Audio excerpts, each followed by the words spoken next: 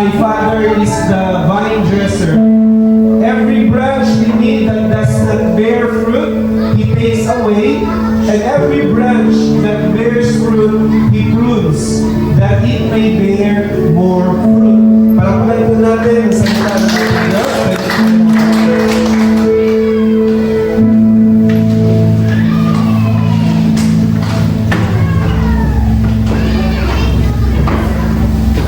Balik mo sa title.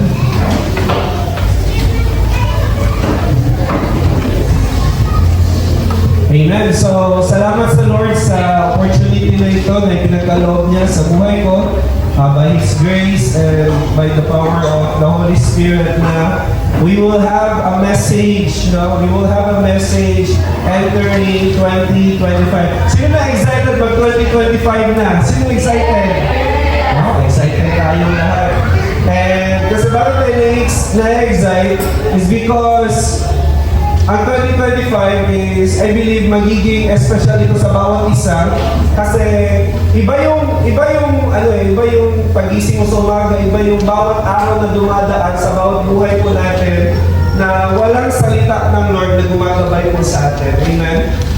Mas the best talaga yung life ng isang believer or ng isang disciple or ng anak po ng Diyos na ang kanyang salita, yun yung parating gumagabay po sa bawat desisyon, lalakaran po natin sa ating buhay. Isa lahat po sa yung mga malalaking mga desisyon na ating gagawin, lalong-lalo na po sa 2025. Kaya naman po, ang ating pag-uusapan ngayon sa title po natin is 2025, a year of increase. Amen? Sino pong excited na pagkalooban ng Lord ng increase sa kanyang buhay next year? Amen.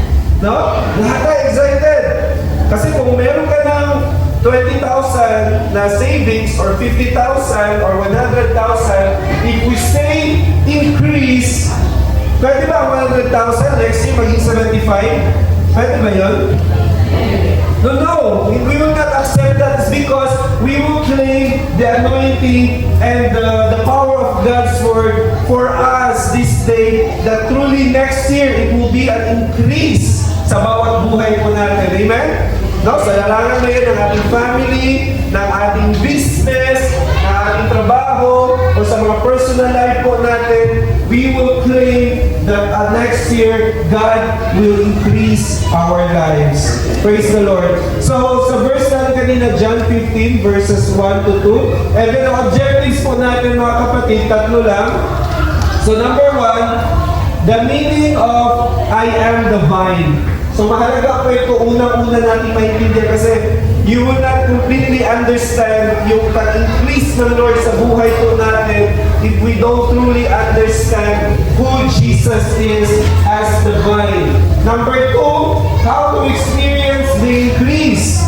No, syempre, paano dapat malaman din natin. And number 3, the reward and the increase po sa ating mga buhay. So, objective number 1 po tayo mga kapatid. The meaning of true vine. Bakit mo gusto mag-umpisa sa objective number 1 po na ito? Kasi alam ko excited kayo lahat sa blessing, sa pagpapala ng Lord sa bawat aspekto ng ating mga buhay. But higit mo sa lahat, napakahalaga, magkaroon muna tayo higit sa lahat ng matibay na pundasyon.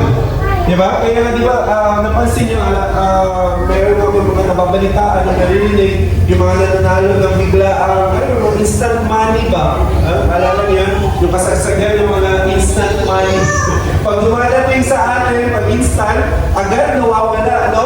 Hindi na ihahanda ang puso, hindi na ihahanda ang kaisipan, kaya ang nangyayari po, hindi tumatagal ang mga bagay po na yun. So mahalaga, maintindihan po natin ang the very foundation at higit sa lahat, the source ng pag-increase at ng pag-bless po sa bawat buhay po natin. The meaning of I am the vine. So, sino nga po ang I am the vine? Alam ko yung lahat. Si Jesus Christ. So, yung I am po, mga kapatid, it is the personal name of God. Now, the very personal name of God. Kasi pag binasa niyo po ang simula Genesis, hanggang dumating na din sa Exodus chapter 3, verse 13, nasa baba yung verse, Exodus chapter 3, 13 to 14, wala ka pong marinig doon or makita na in-introduce ng Diyos yung personal name niya. So for example, si baby, in-introduce niya yung sarili niya. For example, 2 years or 3 years na siya nasa church, pinapakilala niya lang ang kanyang sarili as Miss. Ganun, Miss lang. So wala nakakakilala kung sino talaga siya, kung ano talaga yung personal name niya.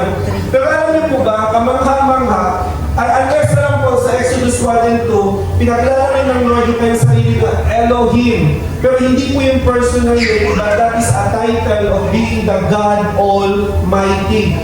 And nakakamangha po yung mga kapatid, kasi yung Diyos na makapangyarihan, may likha ng langit at lupa, yung kanyang authority, yung kanyang kapangyarihan, yung kanyang kalwalhatian, ay talagang nag-uumapaw to the point na on Exodus chapter 3, kanino siya nagpakilala dyan? Sino kausap niya dyan? Si Moses. Ngayon, tinanong siya ni Moses dito sa Exodus chapter 3, 13 to 14. Then Moses said to God, "Behold, I am going to the sons of Israel, and I will say to them, the God of your fathers has sent me to you now. They may say to me, what is his name? What shall I say to them?"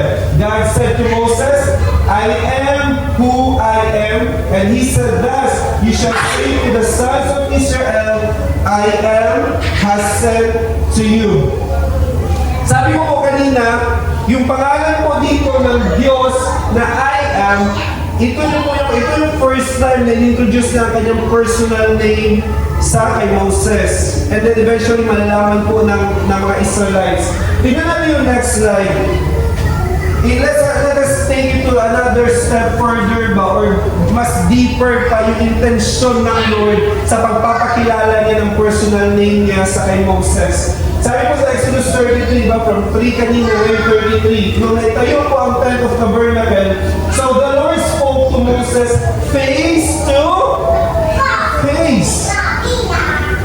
Isipin niyo po yun, it was the first time na ang Diyos ay kinausap ang tao na face to face. Siguro, before, nung kay Adam at kay Eve, nandun talaga, pero nung nag-start po na dumating ang kasalanan, yung nawala pa ang tao sa presensya ng Lord, yung nawala pa ang glory ng Lord sa tao, ito yung once again, ibinalik ng Diyos yung pakikipag-usap niya sa tao face to face as a man speaks to his friend. Napansin niyo, sino po dito ang merong mga close friend talaga? Sino may mga close friend dito? Di ba pag sinabi natin friend, okay lang, pero pag meron ka talagang yung best friend, yung parati mong kausap ka siya, di ba siya yung tao na parati mong pwede mong nasishare ng problema mo, mga pinagdadaanan mo. So it's not just a mere friendship na, yung surface lang ba? But it is a deep friendship ang meron po kay God at sa Diyos na napakilala who is I am, at kay Moses. And then he would return to the camp, but his servant Joshua, the son of Nun, a young man, did not depart from the tabernacle. That's why mga kapatid, sabi ko kanina, I am is what? The personal name of God. And thus, God wants po na sa ating mga buhay magkaroon po tayo sa Kanya ng personal na relationship. Amen? At naniniwala po ako mga kapatid, this is the original and the very plan of God from the beginning. Amen? Yung friendship ba? Fellowship. Yung relationship talaga niya sa kanya, nilikha. Noon sa Garden of Eden, hindi na kailangan ng ganito, ng church building, hindi na kailangan ng mga gitara, hindi na kailangan ng mga iba't ibang mga kagamitan para ma-encounter nila ang presence ng Lord. No, because in the Garden of Eden mismo, doon nagdidwell ang presensya po ng Diyos. Kaya nandun talaga ang fellowship. So ngayon mga kapatid, this God who is I am, na nagpakilala, He wants a very personal and intimate relationship po sa ating lahat. Amen? Sino po dito ang gusto ng intimate, personal na relationship sa ating Diyos?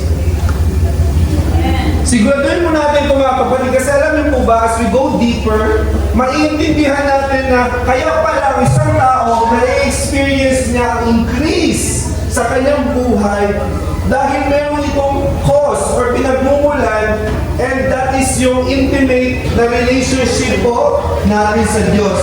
So that is the original plan of God. Then next slide, tignan po natin yung next slide. And then sabi mo sa John 8:58, sino nga yung, ano yung pangalan po ni God sa Exodus 3:13 to 14? I am. Now, sa John 8:58, si Jesus pa nagsasalita dito. Jesus said to them, truly, truly, I say to you, before Abraham was born, I am. So, sino kaya yung I am na kumausap kay Moses, and sino din itong I am na nagpapakilala sa New Testament sa physical body or in the human flesh who is Jesus Christ? Amen? Kasi alam niyo po ba, ito yung nangyari kasi sa time po ni Moses, sa buhay po ng mga Israelites, ano nga ang katangian ng mga Israelites? Ano ang karakteristik nila? Sila ay mga mababait? Hindi, di ba? Ano sila? Titigas sa ulo, rebellious, ano pa? Murmurer, reklamador. So, para kayo nila, kumbaga, parang silang inaabot ng Lord because that is His original plan sa kanila. But at the end, or sa dulo, ng story ng Israel, naging matigas ang kanilang ulo, kaya naseseparate sila muli sa Diyos. Kaya alam niyo po ba, sabi ko sa inyo, the original plan of God is to always in union, is to always unite with us sa kanyang nilikha. Kaya alam niyo na nangyari, John 8:58, yung I am na nagsalita sa Exodus ay dumating dito sa earth. Amen? And the God became flesh. Amen? And dwelt among us. Because yun talaga ang gusto ng Lord sa ating lahat. May mga point na po tayo sa ating mga buhay na lumalayo tayo sa Lord, tumatalikod tayo sa Lord. Pero ito yung kagandahan. Dili Lord, sige, ikabilan na yung gabot na. Gahit dyan po ni Mulo, gusto dyan po ni Mula yung sawa. Bahala na kagiha. Dili nga na ang karakteristik sa Ginoo. Amen? Kung sa'yo karakteristik, muatras maka mula yung mga pilit ka pa rin inaabot ng Lord. Amen? Kaya nga sa lalong-lalong na sa life po ng mga, alam niyo yun, yung mga nababackslide, I believe ang puso ng Lord is matindi ang kanyang puso sa mga taong lumalayo talaga at tumatalikod po sa Kanya. Because His original plan is to always have a fellowship with God. Amen? Ano ba yung sabihin ng fellowship? Hindi ko pwede ituloy ang fellowship sa isang boyfriend at mag-girlfriend kasi nag-change pa yan mababaw pa yan That kind of fellowship po na tinutukoy po dito sa Bible na gusto-gusto ng Lord na maranasan po natin lahat is yung katulad po ng marriage. Amen? Sino po dito ang kasal? Sino po mga kasal dito? Amen? Ayun, si sister, bago na nakasama from abroad. Di ba? Alam niyo, pag may asawa ka, anong gusto mo? Anong gusto mo, Joy, parate? Pag-gising mo, anong gusto mo, Joy? Naikis agad si Pulman, di ba? Secret. O hindi man, secret man. Anong gusto mo, di ba? Pag-gising mo, good morning, man. Ano mga ganyan? Gusto mo na parating kausap, gusto mo na parating ipakita, i-show yung love mo sa partner mo. Ganon din yung fellowship na gusto mo ng Diyos sa atin. Amen. Kaya niya, kaya ba niyo nga, kaya ba niyo magpagsulay kaya kayo sa adlaw? Oh, dili, di ba? Ayaw ako pasok amar. Kaya wala naman, masikot. Di ba? But the reality, yung natural po sa atin ng mga may asawa, di ba? Yung mga married na mga people dito. Di ba gusto pa natin? Kakayaka, parating mong kausap, parating mong nalalambing. There is always that kind of intimacy. Yun din po nawa ang gusto po ng Lord po sa ating lahat. Amen? Mga kapatid? No? The original plan of God is to always have a fellowship and relationship with us. Medyo hindi man natin yan naaalala, maya-maya or araw-araw, hindi man natin naiisip sa mahabang panahon. Pero alam niyo po ba, nire-remind tayo ng Lord even at the end of this year and coming in po or stepping in sa 2025, He wants an intimate relationship po sa ating lahat. Pumalakpak po ang lahat ng mga gusto na intimate na relationship sa Lord. So that's why when Jesus revealed Himself who is I am, sabi niya po dito sa kanyang pagpapakilala sa John 15:8, 15, I am the vine and you are the branches. So, ang vine po daw, I see, Jesus is the vine. So, saan yung mga branches? Pwede nandito ang mga branches. And ano yung characteristic o ano yung nakikita natin na connection ng vine sa branches? Parating magkasama or magkanikip, di ba? So, ganun po ang gusto po ng Lord sa atin lahat. Based po sa history, bakit po ginamit ni Jesus ang vine po bilang pagpapakilala niya sa kanyang sarili sa mga tao, sa relationship po na gusto niya sa atin, is because archaeologically evident po shows that vineyards were established in Israel as early as 5,000 years ago. Wine was central to daily life, trade, and religious rituals. Grapevines are grown in all regions of Israel. Kumbaga, mas madali, pinapadali, ano niyo po ba ang Lord, no? Sa sobrang laki ng Lord, the heaven is His throne, the earth is His footstool. Pero hindi po pinapakomplex ng Lord ang lahat-lahat sa buhay po natin. Amen? Naku, ano po ba yun? Ang gusto lang ni Lord, ano nga di ba? Mag-repent tayo, manampalataya tayo sa Kanya, and eventually, habang nag-walk tayo dito sa mundo, patuloy na lumakad tayo ayon sa Kanyang kalooban at sa relationship po natin. May mahirap ba doon sa ganyung explanation? Di ba, ang dali-dali lang? So ngayon, tingnan mo natin, kasi sa noong unang panahon po, even sa Genesis 9:20, si Noah, he is a farmer, and he also planted vineyard. Pwede po kayo malito, ano po bang vineyard? Ang vineyard po is yung ubasan. Or yung place. Sino nakakita ng taniman ng mga ubas? Nakakita na kayo, di ba? Merong isang malaking vine, and then merong mga branches na lumalabas sa vine, and then yun na yung gumagapang at yun yung nag-hold ng bunga po ng grapes. Mamaya makikita po natin. So next slide. Dito po sa John 15:5, marami po mga principles tayo na pwedeng maunawaan po dito. Number 1, a branch cannot produce fruit by itself. Pag binasa mo ang John 15, 1-8 or 1-7, makita mo doon na tayo pala na mga branch or tayo po na mga sanga, hindi po natin kayang mag-produce ng fruit by ourselves.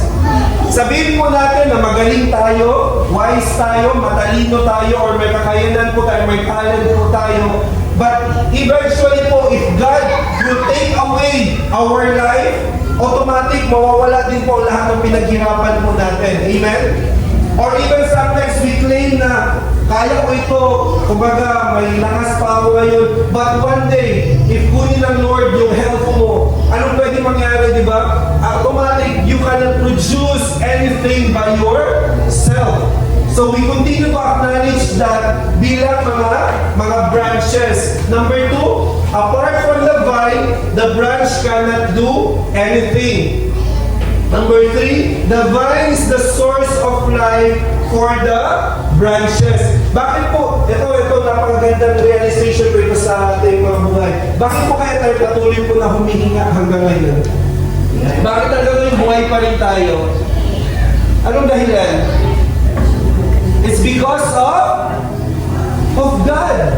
Dahil siya po ang source ng ating buhay. Kung ang branches po daw ay ang tao or mga believer, at ang vine si Jesus, ang source ng everything, ibig sabihin, bakit tayo humihinga ngayon, bakit tayo may lakas pa rin hanggang ngayon, is because of Jesus. Amen?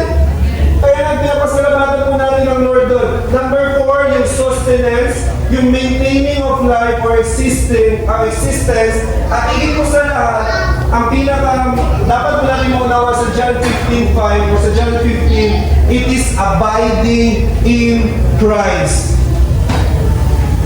Sabi ko sa inyo, mamaya, i-lay down mo lang talaga ang foundation, mga kapatid. Kasi mamaya, nawa sa pag-receive natin ng increase, nauunawaan natin ang dahilan at ang result or higit sa lahat kung saan patungo ang mga increase na ito sa ating mga buhay. So, abiding in Christ, ano ibig sabihin po ng abiding in Christ po, mga kapatid? Diba sa John 15:5, ano sabi doon? If you abide, I am the vine, you are the branches. He who abides in me, and I in him, bears much fruit. Ano ibig sabihin po ng abide, mga kapatid? Next slide. Ang abide po, ang Greek word niya is meno. Ang ibig sabihin po ng meno is to remain, continue, dwell, and endure. So sa life po pala, next slide, sa life po pala natin mga kapatid, sa relationship po na ito na meron tayo sa Diyos, mahalaga po nawa mga kapatid, unawaan natin na in reference of place, in reference of time, in reference of state or condition. Ano ibig sabihin nito? So sa buhay natin, katulad kay baby, ngayon, ilang taon ka na? 11. So, 11 years old ka, and then kahit saan ka man mapunta, pag suot ka na 13, saan ka man mag-aral, mapunta ka ng Davao, mapunta ka ng Manila, kung doon ang will ng Lord para sa buhay mo, and then kung ano man ang maging kondisyon mo sa buhay mo, ang gusto po ng Lord sa atin is ang meno. Amen? Sabihin mo sa kapatid mo, kapatid, meno. Ano sabihin ng meno? Whatever would be the state or condition ng buhay mo, ang gusto ng Lord, you will always remain in Him. Amen? Kung magkasakit man, no, dumanas man tayo ng iba't ibang klase paghihirap or mga struggle kasi part yun na sa kinabuhi, ang gusto ng Lord, abide. Amen? 2024, you remain in the Lord, nag-abide ka sa Lord, praise God. Ngayon 2025, anong gagawin natin? Remain. Amen? And whatever, reference of place. Sometimes po, ang place na change po yan sa buhay natin, di ba? Alam niyo yun, no? katulad sa amin, nung college kami, ang place namin sa school, and then ministry, di ba, gano'n lang yung life namin, simple lang masyado, pero nung nagkatrabaho na kami, so kailangan na kami sa trabaho na, minsan, mapapawasan yung time mo sa ministry, pero ano ang gusto ng Lord? Whatever place you are, wherever place you are, rather, ang gusto ng Lord, mag-remain po tayo sa Kanya. Amen? And then whatever be the time, no? From pagiging youth, naging ano ka na, naging professional ka na, nagkapamilya ka na, di ba? Ano pa, magkaapo ka man, ang gusto ng Lord, tayong lahat ay mag-remain sa ating Diyos na buhay. Ibig sabihin, ayaw po ng Lord na mawala po tayo. Bakit po gusto ng Lord na mag-remain po tayo or mag-abide po tayo always sa Kanya? Bakit ganun ang gusto ng Lord? Is because of His original plan. Ano yung original plan nga po ng Lord sa atin? Relationship. Fellowship po natin sa Lord. Kaya nga naman mga kapatid, kung meron man tayo dapat iingatan talaga sa buhay na ito. Tama naman na i-safety yung pera mo sa bank. Tama naman na bakuran mo yung bahay mo para wala man kanapon na makapasok. Tama naman na parating i-watch over ang mga anak mo para hindi sila ma-disgrasya or ano bang mga hindi magandang mangyari sa kanila. Tama po na gawin natin ang lahat ng mga iba't ibang klaseng safety features sa ating mga buhay. But nawa, higit sa lahat po ng ito, higit po sa lahat ng yan, ang higit po natin papakaingatan ay walang iba kundi yung relasyon po natin sa Lord. Amen? Huwag mong hayaan na yung maging dahilan yung anak mo, huwag mong hayaan maging dahilan yung trabaho mo, huwag mong hayaan na maging dahilan yung iba't ibang aspeto sa ating mga buhay. Nakuha po ba natin yung mga kapatid? Kasi ang gusto ng Lord, ano man yung maging place, ano man yung maging time, ano man yung maging situation or condition ng ating mga buhay, we will remain in the Lord. Amen. We will remain. Isip mo kanina kay si seller, sige nagtugugod. Ay, Lord, dahon. Pabili na sila, hindi na sila mag-church siguro. Pero, ang sarap pa rin ang inahin ng Lord, di ba? Amen? Ay, nandito naman siya. Hindi naman siya nag-uubo. Kanina lang siguro yun. So, ano man ang maging hadlang mo ng kaaway? Amen? Mga kapatid, this is a reflection po sa atin. Amen? If sa 2024, ang dami pong mga ups, ang daming po mga ano yun, mga pinagdaanan tayo na medyo nalayo tayo sa ating relationship sa Lord. God wants us and reminds us na ang Diyos po ay, mamaya, alam niyo, ang ganda, mamaya, mas maunawaan pa natin kung gaano ka merciful at kung gaano ka grabe ka nagmamahal po ang Diyos sa ating pong mga buhay. Next slide. Kaya po mahalaga, mga kapatid, yung unawaan po natin, ibig sabihin po ng abide. It is also being in Christ. Kaya nga po sa Bible, alam niyo po ba, yung Christian po na word is 3 times lang po yung binanggit sa Bible. Pero yung salitang in Christ, binanggit po yan na 140 times. Hindi po big deal kay Lord po entitled po tayo bilang Christians. Kasi lahat tayo Christians tayo. All of us are Christians. Pero posible na hindi po tayo lahat dito na nag-remain in Christ. Amen? Kaya ang gusto po ng Lord, ano ba yung in Christ? It means yung union with Christ or united to Christ, which simply means our relationship and fellowship with the Lord. Amen? So objective number 1, ito po yung conclusion sa objective number 1, next slide. The main reason for a person to be fruitful or to bear fruit is to abide in Jesus Christ. Wala na pong ibang sekreto or wala na pong ibang rason para po ang isang believer o ang isang Christian o ang isang pong anak ng Diyos ay maging fruitful at magbunga po ng marami, and that is only to abide in Christ. Amen? Nakukuha niyo na ba yung saan ako pupunta na ang dali lang pala ng increase sa ating mga buhay if we understand how to mellow or abide or remain in Christ. Amen? Amen? This is the first step in the year of an increase in our lives. Amen? So, sino man dito excited sa 2025, kabalo ko na-increase ang kinabuhi, na-promotion, na-ikakupapol, ihatag ang ginosa ko pa. No, i-bless niya lalo pa akong business, i-promote ko sa akong trabaho. The first step, mga kapatid, sa increase ng buhay po natin is to abide in Christ. Amen? So Jesus said, I am the vine and we are the branches. So gusto ng Lord is to remain fellowship and relationship with God. Objective number 2, mga kapatid. Nawaklaro po yung objective number 1. Objective number 2, how to experience the increase. Ito na. How? Or paano ito nagmamanifest po sa ating mga buhay? Sabi mo ng verse 2, every branch in me that does not bear fruit, He takes away. And every branch that bears fruit, He prunes that it may bear more fruit. Now po, next slide. Sa pag-aaral po ng salita ng Lord, akala ko po, ito pong verse 2, pag sinabi po na He takes away, sa iba kasing translation, He cuts off. Diba ganun ang term? Pag dili daw ka mamunga, ginakat daw ka or ginatake away. Akala ko daw, pag sinabi cut off or take away, wala kay bunga, tanggalon ka. Or, usag buhato, wala na, ilabay na. Pero alam niyo po ba, ang Greek word po ng takes away is airo. Ay, ibig sabihin po pala ng airo is to raise up or to lift up. Mas maunawaan po natin yung word na airo through agricultural po sa culture ng ancient East noong unang panahon. Ang nangyayari po kasi noon, di ba, ito. Di ba ganyan yung setup po ng grapevine? Ito yung grapes, di ba?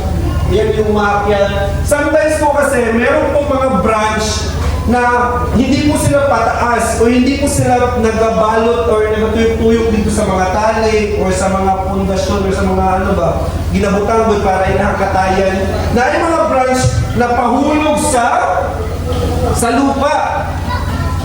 So, ang mga pahulog po sa lupa, di na ibig sabihin na ginakat off para pagdalo na or patsyo na. Ang ginabuhat tala sa mga gardener, ginabuhat nila ginalift up nila para makabalik dito sa tatay. Pero ito yung point mga kapatid. Pag ang branch kasi hindi pataas ang kanyang pagtatay, pagpababa, papunta sa lupa, automatically hindi namumunga ang branch pagpapunta sa lupa siya.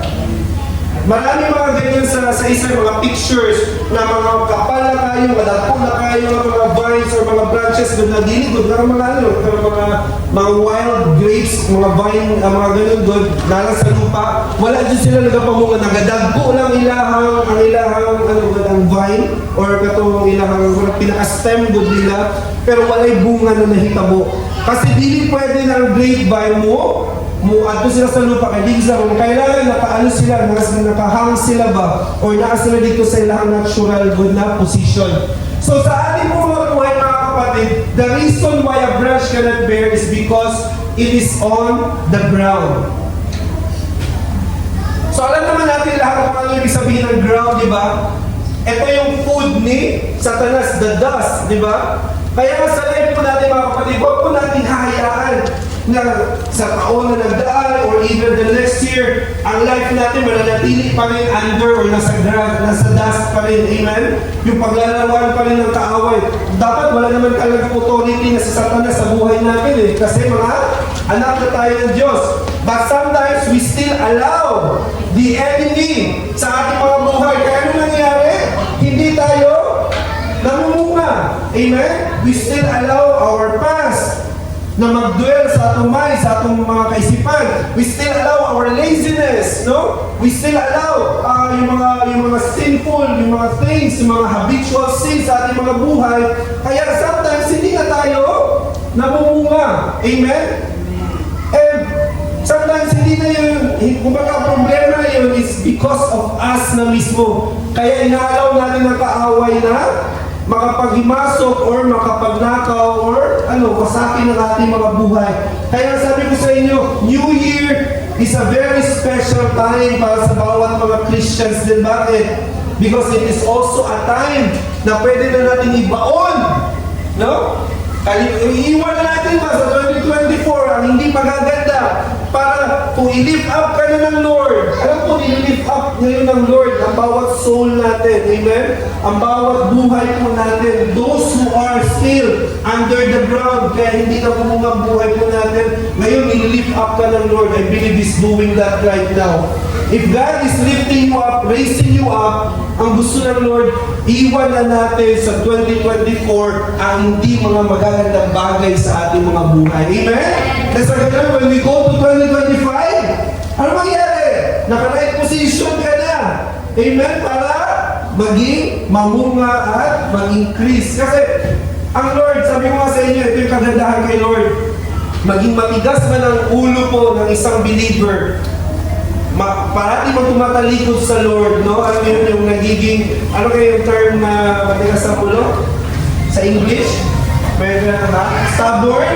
Sometimes, stubborn man tayo, pero ang Lord, ano ginagawa niya? Nilift up ka pa rin, niraise up ka pa rin ng Lord. Amen? Hindi kayo ba ginaslap ka ng Lord, nadira na ka, no? Gahin mong ulo, bahala na ka, dira. Hindi ganun ang Lord. Dito sa verse po ng John 15 verse 2, every branch that does not bear fruit, hindi niya wala niya term doon na ginakondemn, walang ganon ang Lord. Ang sa Diyos, dinaraise up niya, He takes away. Amen? Nawala ba natin He takes away? Amen? So, hindi man naging fruitful ang ating mga buhay, gina-take away pa rin tayo ng Lord. Raise up tayo ng Lord para i-position at mamunga. And then sabi po dito, and every branch that bear fruit, He prunes. Daw mga kapatid, nawalaan nila yung takes away ha. And then proceed tayo sa second word po natin, yung prunes. Next slide. Next slide. Okay, ito. Ano ba yung sabihin ng prunes mga kapatid? Ang prunes po, to cut away parts or something or by removing unnecessary parts. So ito yung unique kay Lord. So sa mga bunga, sa mga branch daw na namumunga na, anong gagawin niya para mas lalo pang mamunga? Ginaprune ng Lord. So paano kayo puprune ng Lord? Yung ikakat niya, And then He will remove unnecessary parts. Para ano mangyari? To help you grow better, to improve your shape or your growth, and to make life healthier and more productive. Amen. Sanay po natin mga kapatid, tandaan po natin ito. Pag may inaalis po na tao ang Lord, pag may inaalis po na place ang Lord sa ating mga buhay, hindi po yun para parusahan tayo, o hindi po yun para mag-feel natin magnawalan ta. Amen? Di ba napansin nyo pag believer ka na or kapag, alam mo yun, fully nag-surrender ka ng life. Ako, nung young people ako, talong ibarkada na ako dyan. Talaga ano ginin? May bisyo, inom. Kaya na ba? Ang lifestyle dyan ako dati. Pero nung nagkaroon na tayo ng relationship sa Lord, anong gagawin ng Lord? He will prune you. Anong gagawin ng Lord? Pag pinunod, no? Cut away. Tatanggalin yung mga unnecessary. No? For example, dagay na kayo tag-time sa atong mga gadgets, sa atong mga ano, ang gusto ng Lord, bawasan. Kaya ako, pasalamat ako kay Lord nung after ko ng college or on my college days na yung dalagid ko, computer. Kaya nung time na sige ko computer, grabe, wala na dito yung tayo si share ito. Pagpasok ko morning, alas 8 sa JFI. Muli ko, alas 6 o alas 7 sa gabi. Computer na magiging ako ginabuhat. Dagdagan magod kayo mga butang sa tuwang life that are unnecessary. Amen?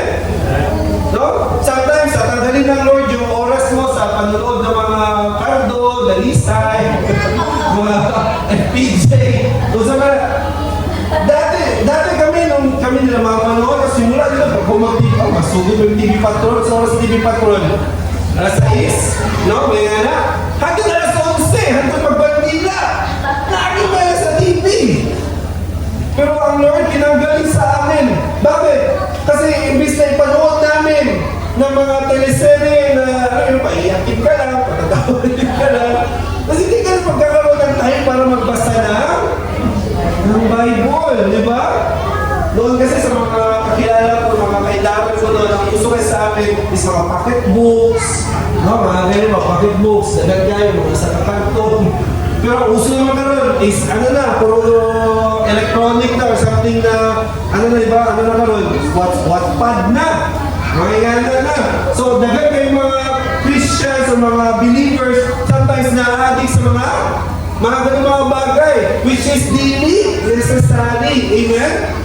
Kaya kapatid, alam mo, gusto mo mamuna, gusto mo na-increase sa buhay mo, allow God to prune you. Amen? Daghan dyan tanggalon si Lord na dili necessary sa atong mga kinabuhi. Amen? No, baka sometimes, tuloy na yung trabaho sa isang kaadlaw. Na wala na kayo panahon para sa Lord. Sometimes, basta tanggalon niyo ng isa ng katrabaho para katong time na ito, maihatag niyo para sa ino. Amen? And I believe, bawasan pa kanilo ng trabaho, pero I believe God will still increase you in your salary as sa yung financial aspect ng buhay mo. Amen? No? Praise God! Mga kapatid, ano pa ba yung sabihin po ng pag-prune? Ito po yung ginagawa yung downward growing branches that are dead and diseased, and then yung mga suckers growing at the base of the plant o yung mga sagbot. Alam niyo po ba, mayroon pong point dito po sa pag-prune ng Lord sa bawat buhay po natin. Sometimes hindi po yan masaya, di ba? Napansin niyo pag ang puno is ikakat, okay lang ba ikat? Di ba? For something na, di ba sometimes pag naitanggal na tao ang Lord sa itong ginabuhi, naitanggal, ibahon ng Lord ang iyong trabaho. Di ba sometimes hindi pa din mo ma-accept, hindi mo ma-receive ba sa iyong sarili. But you know, if you allow God to prune you, anong katumbas nun? Anong result nun? He will make your life, bear fruit. Mag-bear ng more fruit. Masakit man, mahirap man sometimes ang pagpupuro ng Lord. Kasi tingnan niyo yung next slide. Yung next slide po natin. Alam niyo ba yung ginagamit pang prune? Ha? So, katulad mga chainsaw, folding saw, tupas saw, mga looper. Masakit yan lahat, di ba? ikaw daw look, ikaw daw lagarion, di ba? Hindi man physically, but spiritually. No, nakatulad sa amin, mga youth pa kami lalakon. Sa mga relationship ba, no? Oh, alam niyo yun, yung katagal nyo na naging kayo, di ba? Kung pagdili, mo na gitalaga ni Lord para sa inyo, ha? Usang bata ni Lord, tanggalon dyan na niya sa inyo, ha? Kaya nga naman, hindi mo ba na ikabubuti ni mo, di ba? Kaya nga sa mga, for example, sa mga young people pa, natin pag nangin ako siya ng mga relationship, bantay mo kay pastora, kay Nadji, mag-prune sa inyo. But the pruning is a hard process. Nadala namin yan eh. Pero at the end of the day on the road, masasabi mo na, tama pala ang pag-prune ng Lord sa bawat buhay po natin. Amen? Ano pang pwede i-prune ng Lord sa atin? Yung ugali natin. Di ba? Sometimes, nadya po natin pagiging reklamador. Kaya sabi ni Mama kanina, tame your tongue. Sometimes, pag galit tayo, agad-agad tayo nakakapagsabi na, hindi maganda. So dahil believer ka na, branch ka na, nakakonect kay Jesus, ang gagawin niya para mamunga ka pa is tatanggalin niya yung mga unnecessary sa life natin. Hindi ka na magiging reklamador, hindi ka na magiging palamura, hindi ka na magiging, alam mo yun, yung bang jealous or inggitin. So, pag may makita ka na maganda sa bahay mo, gusto mo rin, meron ka rin. Diba? Pag naka-iPhone na isa, gusto mo naka-iPhone ka rin. So, ang dami pong ipuprune ang Lord sa ating mga buhay. Pero alam niyo po ba mga kapatid, sabi ko nga sa inyo, this is God's way to increase us. Amen. Now, napakaganda. This is God's way to increase and to bless us po mga kapatid. So next slide, tingnan po natin yung next slide. Yung prune po, ang Greek word niya is katairo. It means to cleanse. Ito na mga kapatid ha. Let's go deeper. Sabi ko na John 15:3, you are already clean because of the word which I have spoken to you. So ang sanga daw na namumunga na, para mas lalo pang mamunga, ano ang dapat gawin ng Lord, ng gardener? Ipuprune. Paano ba tayo pinuprune ng Lord? Sabi sa John 15:3, ano yung ang prune cleanse, di ba? Sabi ng John 15:3, you are already clean. Ano ginamit ng Lord? To prune us, to clean us. The Word of God. So nawa mga kapatid, maunawa po natin that God uses His Word to prune or to cleanse us. Kaya nga alam nyo, sa bawat Sunday na umaattend tayo dito sa church, bawat sinishare po dito ni Pastor Jo, lahat po yun ay paglilinis ng Lord sa ating mga buhay. Kasi ano yung intention ng Lord? That is to bless us. Amen? Kaya kapag mayroong sinabi ang salita ng Lord, ginamit ang lingkod ng Lord, na parang feeling mo, tinamaan ka, anong gagawin mo? Lord, i-prune mo ako, Lord. Kasi pag nireceive mo ang paglilinis ng Lord, pag-prune niya sa'yo, anong gusto ng Lord? I-bless ka niya. Amen? Sino handa na sa increase sa buhay niya? Amen? Amen. Hallelujah. Kaya napakaganda ng plano po ng Lord para po sa ating lahat. So tandaan po natin yun. Next slide po. The Word of God. Ano ba meron sa the Word of God? The Word of God purifies our souls, our thoughts, and motives. It acts like a mirror to illustrate how the Bible can expose what's in our hearts, including sins, shortcomings, and areas of showing us what's wrong and helping us to change. Amen?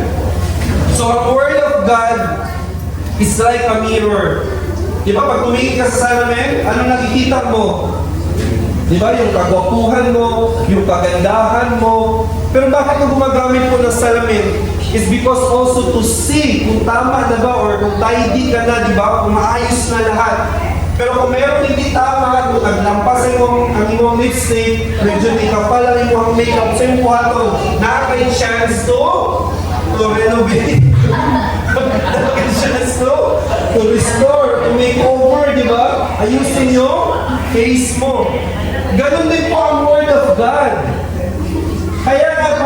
Kaya mahalaga na nagbabasa tayo ng Bible, meron tayong panahon sa salita ng Lord, o higit sa lahat, tinatanggap natin ang Word of God every Sunday kasi ang gusto ng Lord, makapanalamin tayo. Amen? Maka-reflect tayo, at higit sa lahat, the Word of God has the power to transform the human heart and make people wise. Next slide. Ano ba yung ginagawa ng Lord sa ating heart? Ito paganda, Ezekiel 37:26-27. And I will give you a new heart and a new spirit I will put within you. I will remove the heart of stone. Ano yung stone? Yung pang stone, di ina mo dapat ang pruning, ang heart of stone. Kaya galing naman tayo. Kasi gano'n ka-graceful ang Lord. Ay gano'n ka-merciful ang Lord. Sometimes pag matigas ang puso natin, sometimes hirap natin tanggapin ang kanyang salita. And then I will put my spirit within you and cause you to walk in my statutes and be careful to obey my rules. Amen? Amen mga kapatid? So, kanina sabi ko po sa inyo, Jesus is the vine. Amen? Dahil ang gusto po ng Lord, yung relationship manatili sa ating mga buhay, at higit po sa lahat, sa objective number 2, yung gusto ng Lord, i-prune tayo para mas maging fruitful pa ang ating mga buhay. And then yung last objective po natin, objective number 3, the reward. Ito na. Amen? The reward, let us receive the reward and the increase po sa ating mga buhay. Napakaganda. Pwede ba itaas itong verse 7? Sige, wag na lang. Basahin na natin direction. Verse 4 po, abide in me and I in you, as the branch cannot bear fruit in itself unless it abides in the vine, neither can you unless you abide in me. I am the vine, you are the branches. He who abides in me and I in him bears much fruit, for without me you can do nothing. If anyone does not abide in me, he is cast out as a branch and is withered, and they gather them and throw them into the fire, and they are burned. Napakaganda po ng verse 7. Sabi po dito, if you abide in me and my words, ano ba yung mag-abide po daw sa atin? Yung word ni God, no? Sabi dito, and my words abide in you, you will ask what you desire, and it shall be done for you. So yung hinihingi pala natin, tako manatili sa buhay mo. No? Whatever place, whatever the condition, and whatever time you are at. Praise God. Second to the last slide.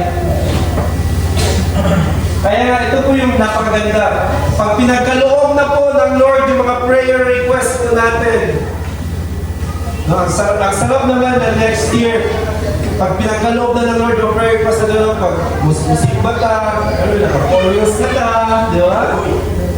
Musimba ka, ano yun, single lang ka 2024, pag 2025, boyfriend, di ba? Yan ba? Nalalagay yung right person para sa iyo. 2024, ang dami mong mga baggages, yung mga ang hirap unawain yung last year mo. Pag 2025, no, nandun na yung clear, yung sober-minded, no, yung clear-minded ka na, yung joyful, yung peace na dyan sa ating mga buhay. And pag nabunga po tayo mga kapatid, meron pong binanggit ko sa John 15, meron pong more fruit, and sabi din po sa next is much fruit. Ano ba kaibahan ng more fruit at much fruit? Pag more fruit po, meron pa pang comparison na ginagawa, di ba? More, kasi it's a next fruitful ka, so naging more fruit. Alam niyo yun? Yung ba, ito na yung life ko ngayon. Noon, makita ko yung life ko parang ganun. Ang layo na, di ba? May mga ganun ka na masasabi talaga pag binless ka na ng Lord. Pero ang agarabi po dito is, kapag much fruit na, pag sinabing much, this is uncountable. Amen? No, sino gusto dumating sa ganyang point ng life niya? Yung hindi niya mabilang, yung grabe pagpapala ng Lord sa kanyang buhay. Sino dito makakita sa Facebook, pag dumadaan sa mga wall niya o sa mga newsfeed niya, dagat yung mga vlogger mo, ano yung ginabilang na pag 1,000 ba yun? Sa pang-encounter ko, grabe man ilang life yun, sa maniman, parang hinahita mo.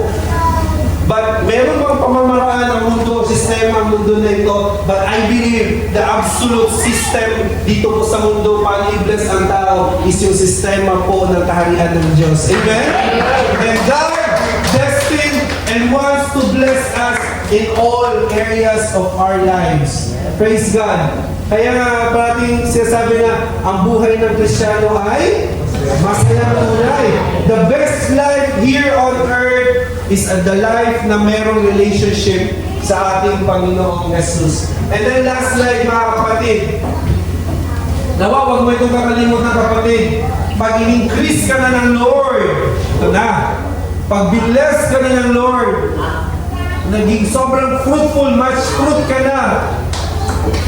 Sabi ng verse 8 of John 15, by this, my Father is glorified. Amen? Ano sabihin? Dapat ang lahat ng blessing, lahat ng meron, marireceive tayo, that is for the glory of God. Huwag naman yung pag much fruit na tayo, nakalimutan na natin ang Lord. Sometimes maraming ganun, di ba? Pag sobrang binless na rin, nakakalimutan na ang Lord. Sometimes, sobrang naalala lang natin ang Lord pag nasa sobrang mahirap tayo na sandali. Wala namang masama doon na talaga tatawag tayo ng grabe sa Lord pag nasa mahirap tayo na sitwasyon kasi we need help eh. God is our Savior, kaya nagpapakilala siya, the Savior, the Redeemer, kasi nga, yun ang naging situation na talagang tatawag tayo sa Lord. Pero nawa mga kapatid, pag binless na tayo na sobra ng Lord, no? Ano? Glory pa rin sa Lord. Amen? Pag binless na ng sobra ng Lord, ano? Gamitin mo yung mga blessings mo to be a blessing sa church, di ba? Pag i-bless ka ng Lord na maraming talents, anong gagawin mo? Ipagamit mo sa Lord. Di ba? Pag binigyan ka ng Lord na maraming anak, no? Di ba ipaglingkod mo sa Lord yung mga anak mo, di ba? Pabigyan ka na maraming business. No? Dapat a portion of your business can be used for God's kingdom. Kasi bakit tayo pinibless ni Lord, pinapabear ng maraming fruit is para maging, para to glorify God. And higit sa lahat, that you may bear much fruit so you will be my disciples. So mga kapatid, the main goal is to be the disciple of Christ no matter what. Amen? Tapakan po natin ang ating Diyos ng buhay. So sabi ko po sa inyo kanina, ang increase po sa ating mga buhay is to make us realize na Lord, yung relationship ko sa inyo is dapat manatili. Amen? And if God wants to change us sa mga area natin mga buhay, i-allow po natin ang Lord na ipaayos po ang ating mga buhay. Amen? Amen. Tayo po tayong lahat mga kapatid.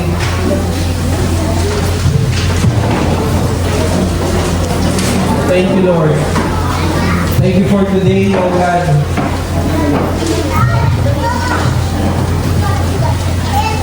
Hallelujah. We are ready, Lord. We are ready for the increase, Panginoon. Sa aming pong mga buhay, O God. Taas po ang kamay mga kapatid, yung mga ready sa increase sa kanyang buhay. Amen?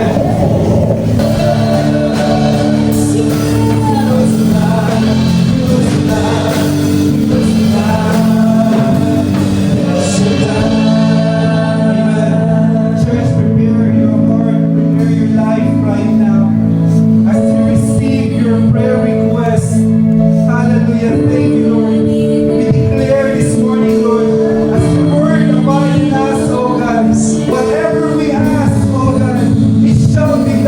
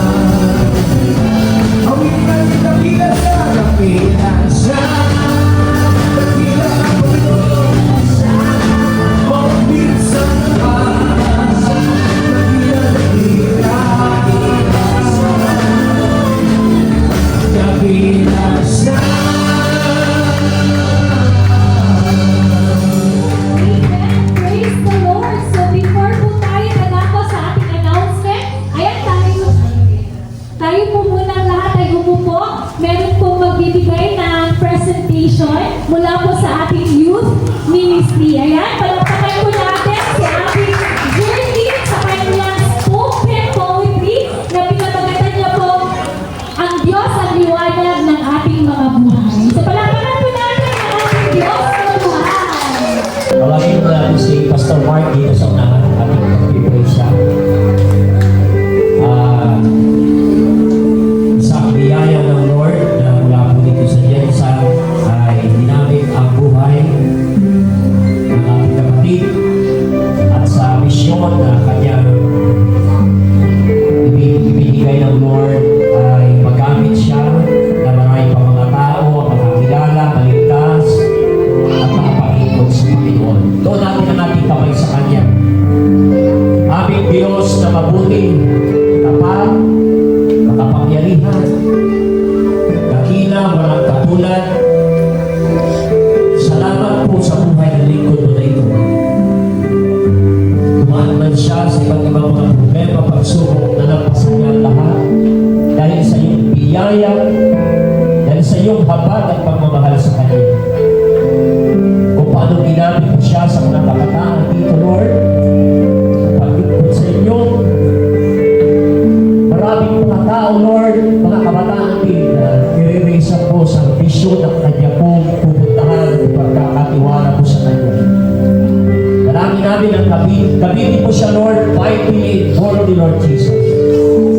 Dalangin namin ang anointing, ang power ng iyong ang Holy Spirit ay patuloy na magamit ang buhay ka, Panginoon. Maraming salamat sa atin mo siya nalagay, Lord. Pagpalain mo siya, protection. And Lord, dalangin namin ang long life, Panginoon, sa buhay ng lingkod mo na ito kay Pastor Mark sa kanyang pamilya, Panginoon. Salamat sa iyo namin siya pinagkakatiwala sapagkat walang ibang pwede makapag-ingat sa buhay ng tao kundi ikaw lamang, Panginoon. Maraming salamat sa iyong gagawin at gagamitin mo siya na magiging channel of blessing. Pagpapala ang buhay niya sa mga tao na kanya po makakasalamuha, kanya po mapapastulan, Panginoon. Lord, salamat sa gagawin mo na grabing kahanga-hangang bagay. Signs and wonders and miracles, Lord, ay pararanas mo sa misyon at ipagkakatiwala mo sa kanyang church ng Lord of the Nations. Maraming salamat, Ama.